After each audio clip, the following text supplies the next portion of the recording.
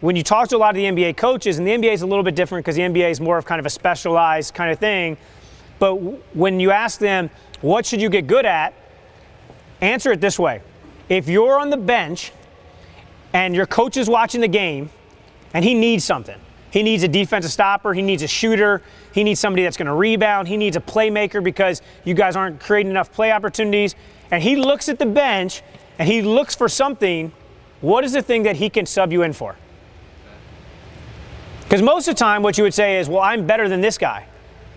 But when he looks to the bench, most of the time what is he trying to do? He's trying to find a solution for a problem that he sees out there on the court. He sees a problem. Your team isn't getting enough rebounds. So what does he do? He turns to the bench and says, who's my best rebounder? Who can I sub in so that we can fix that problem? You guys aren't making shots and they go 2-3 zone on you. What does he do? He looks, he turns and says, who's my best shooter so I can get him out of that 2-3 zone so we can break that zone? You guys aren't generating enough play opportunities. What does he do? He looks for his best playmaker. He doesn't say who is the best player to get in. Most of the time he's looking to solve a problem that's happening during a game. So obviously he's going to start the best unit of 5 that gives him the best chance to win, and he's going to hopefully play that best unit. But the majority of the time in games, coaches are just trying to basically counter what the other team is doing.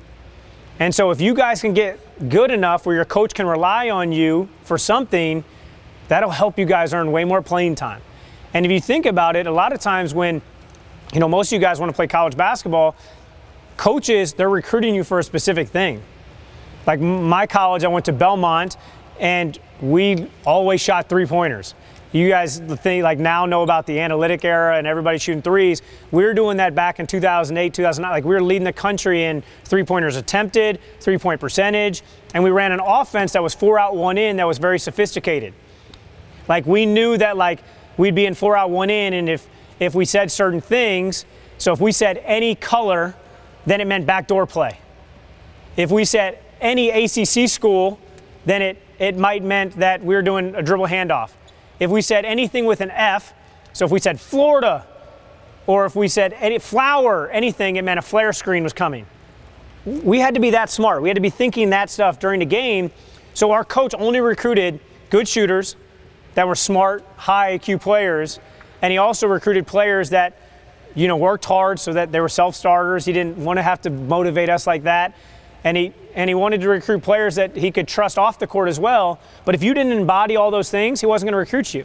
So when he went out to recruit, he wasn't saying, all right, who are the best players that I can recruit? He was saying, who are the best players for my system, for my program?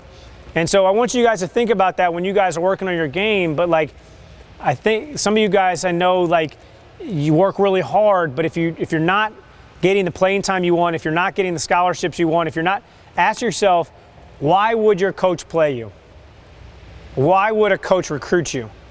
And if you can't confidently answer that question, then that's what you need to do, is find something that a coach will recruit you for, find something a coach will sub you in for, and go from there. All right?